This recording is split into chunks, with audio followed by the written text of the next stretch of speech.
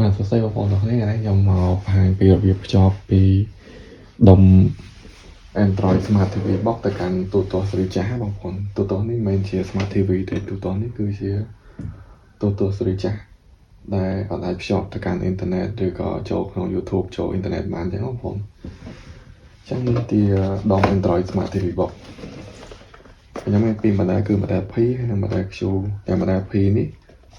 អាចភ្ជាប់ Bluetooth ទៅកាន់ធុងបាសបានសម្រាប់ model Q គឺអាចភ្ជាប់ Bluetooth ទៅកាន់ធុងបាសតែប៉ុន្តែកំណត់បង្ហាញគឺ 4K សម្រាប់ model Q នេះខ្ញុំសូមណែនាំពីរបៀបភ្ជាប់ចឹងជំហានដំបូងយើងភ្ជាប់ហ្នឹងគឺយើងត្រូវ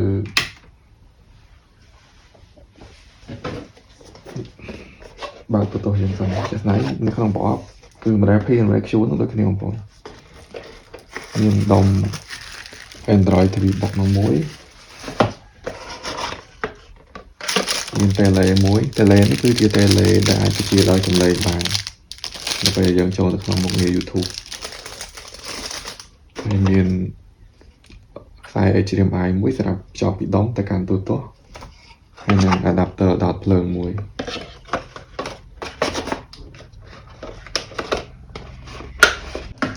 ចឹងវិធីភ្ជាប់គឺងាយៗទេបងប្អូនចឹងបងប្អូនមើលទូទាស់ពីក្រោយបងប្អូនពីក្រោយគឺមានរុន HDMI អញ្ចឹងកាលណាទូទាស់យើងមានរុន HDMI គឺយើងអាចភ្ជាប់ជាមួយនឹងដុំនឹងបានដែរបើសិនជាទូទាស់ស៊េរីចាស់យើងអាចភ្ជាប់បានជាមួយនឹងដោយ AV បងប្អូនដោយ AV ក៏អាចភ្ជាប់ជាមួយនឹងដុំនឹងបានដែរទូទាស់ស៊េរីចាស់ប៉ោងអញ្ចឹងទូទាស់នេះមានដោយ HDMI 12អញ្ចឹងនេះខ្ញុំឧទាហរណ៍ខ្ញុំតឲ្យមើលបងប្អូនអញ្ចឹងខ្ញុំដក HDMI មកនេះគឺជាដោយ HDMI Zin របស់ដុំហ្នឹងចឹងរុន HDMI 2ហ្នឹងខ្ញុំដល់មួយណាក៏បានប៉ុន្តែដល់ឲ្យចាំលេខផង8នៅក្នុង setting របស់ទូទាស់គឺទៅពេលដែលយើង switch ទៅលេខមួយណាគឺចេញរូបភាពទៅលេខមួយហ្នឹងចឹងនេះខ្ញុំដល់ទៅលើ HDMI មួយដោយសារខ្ញុំមាន2មាន1មួយទៀតមាន2ខ្ញុំដល់ចូល1ខ្ញុំដល់ចូលដុំនេះគឺរុន HDMI នេះខ្ញុំដល់ចូលដុំ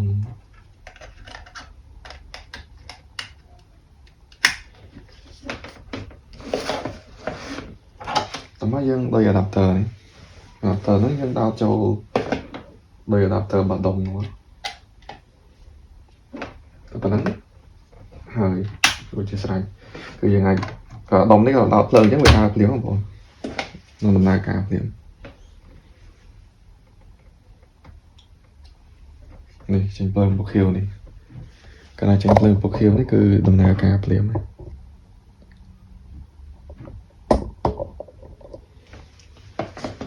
ដល់វគ្គយើងបើកទូទាស់អញ្ចឹងខ្ញុំប្រើតែលេខទូទាស់ម្ដងចេញបើកទូទាស់មក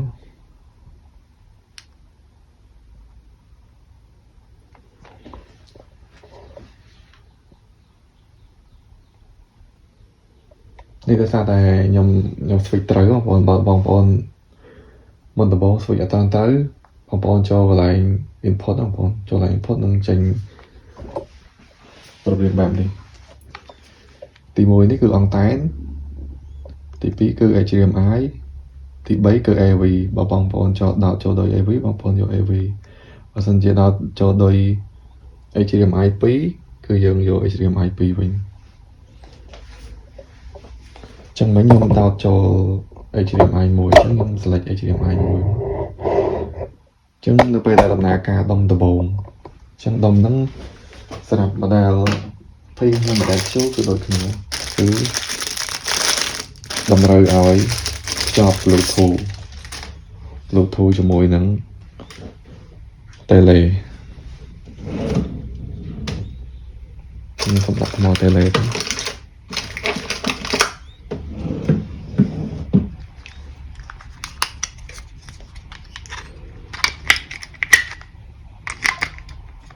ចឹងនៅពេលដែលខ្ញុំដាក់ថ្ម tele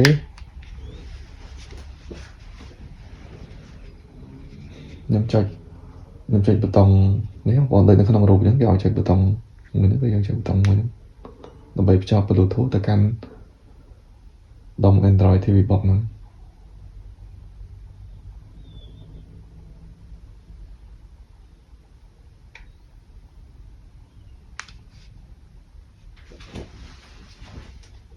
បើសិនយើងចុចឡើងនឹងអត់ចេញទេយើងចុច OK ជាមួយសញ្ញាដក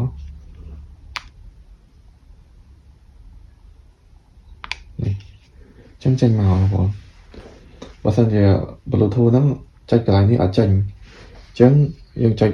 កណ្ដាលនេះជាមួយនឹងសញ្ញាដកនេះ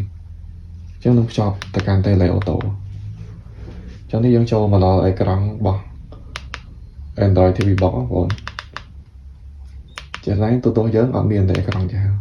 យើងបាក់មកសស្គូមកបើសិនជាយើងប្រើតែនអញ្ចឹងនេះចូលមកដល់ Android TV Box ខ្ញុំសម្បត្តិភ្លើង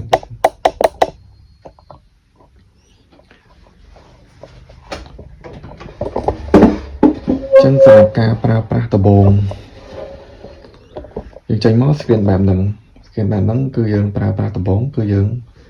ក៏សំខាន់បំផុតគឺយើងចូលទៅភ្ជាប់ Wi-Fi អញ្ចឹងភ្ជាប់ Wi-Fi យើងប្រើ Tele នេះយើងរុញមកកាន់ setting នេះបងប្អូនកាន់ setting ហើយយើងយក